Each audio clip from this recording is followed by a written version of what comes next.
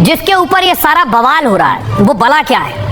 यानी परमाणु बनता है यूरेनियम से, ऐसा दिखता है यूरेनियम। बहुत से लोग ये तो जानते हैं परमाणु बम है, परमाणु बम होता क्या है, किससे बनता है? बनता है यूरेनियम से। ये जो यूरेनियम आप देख रहे हैं अभी ये किसी काम का नहीं है, पत्थर है ये। लेकिन ये यूरेनियम कैसे इतना ताकतवर बन जाता है, कौन इसे इतना ताकत दे देता है, ये मैं आज आपको बताऊंगा। ये आप देख रहे हैं अमेरिका, इजराइल ईरान को परमाणु बम बनाने से रोकना चाहते हैं। दावा है ईरान के पास 90% अच्छी क्वालिटी का यूरेनियम है, जिससे ईरान 10 से 12 परमाणु हथियार बना सकता है। और सारी लड़ाई किसकी है? इसकी, यूरेनियम जैसी धातु के लिए लड़ाई हो रही है। यूरेनियम जमीन में मिट्टी या पत्थर के रूप में पाया जाता है, समंदर में भी काफी मात्रा में पाया जाता है। यूरेनियम जो है एक रेडियो एक्टिव धातु है। रेडियो एक्टिव धातु खुद ब खुद टूटती है और इस टूटने के दौरान व्यापक मात्रा में ऊर्जा और किरणें निकलती हैं। यानी यूरेनियम जब टूटता है तब ये ऊर्जा पैदा करता है। ये ऊर्जा अल्फा, बीटा, गामा किरणों को ही रेडिएशन कहते हैं। यूरेनियम के 2 प्रकार होते हैं, एक है यूरेनियम 238 और दूसरा है यूरेनियम 235। धरती पर यूरेनियम 238 93.7% पाया जाता है। यूरेनियम 238 जिसे आप U-238 भी कहते हैं। यूरेनियम 235 की मात्रा बहुत कम है, 0.7% ही है। यूरेनियम 235 को ही सबसे शक्तिशाली माना जाता है। यानी यूरेनियम 238 जब मिलता है तो वो बेकार होता है, उसे शुद्ध कर यूरेनियम 235 और वो भी 100% शुद्ध, तब वो परमाणु बम के लायक बनता है। और इसी 235 शुद्ध यूरेनियम से ही परमाणु बम बनाया जाता है। अब ये कैसे 235 बनता है ये मैं आपको बताता हूँ। देखिए जरा, ये जो आप मशीन देख रहे हैं इसके अंदर यूरेनियम डाल दिया जाता है। सबसे पहले यूरेनियम को संवर्धन करते हैं। संवर्धन हाई क्वालिटी यूरेनियम को तैयार करना, यानी इसका शुद्धिकरण, इसे शुद्ध करना।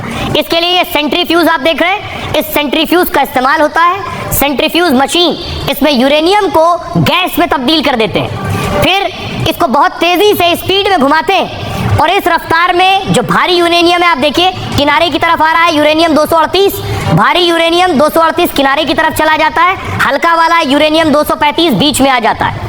जब यूरेनियम 235 की मात्रा 90% तक पहुंच जाती है, बीच वाला, तो ये सामग्री परमाणु बम बनाने के लिए तैयार हो जाती है और बीच वाले यूरेनियम को ऊपर खींच लिया जाता है। इसके बाद यूरेनियम से न्यूट्रॉन की टक्कर कराई जाती है, चेन रिएक्शन शुरू होता है जिसे न्यूक्लियर फिजन कहते हैं, जिससे असीम मात्रा में ऊर्जा निकलती है और इसी प्रक्रिया के तहत परमाणु बम बनाए जाते हैं। ये साधारण सरल तरीके से परमाणु बम बनाने का तरीका।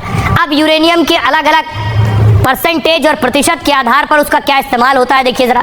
अगर यूरेनियम 3% है शुद्ध, अगर 3% है तो 3 से 5% अच्छे क्वालिटी के यूरेनियम से बिजली बनती है। जब यूरेनियम सामग्री में यूरेनियम 235 की मात्रा 3 से 5% हो, इसका इस्तेमाल परमाणु बिजली घरों में किया जाता है, जिससे बिजली बनाई जाती है।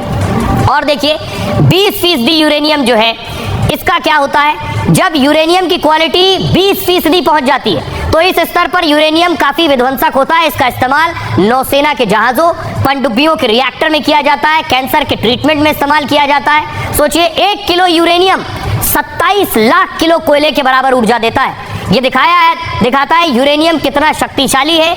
20% पर यह होता है और 90% पर यूरेनियम परमाणु का काम भी करता है। आइए अब आपको सुनवाता हूं, सुनिए जरा international atomic energy agency IAEA के डायरेक्टर क्या कह रहे हैं।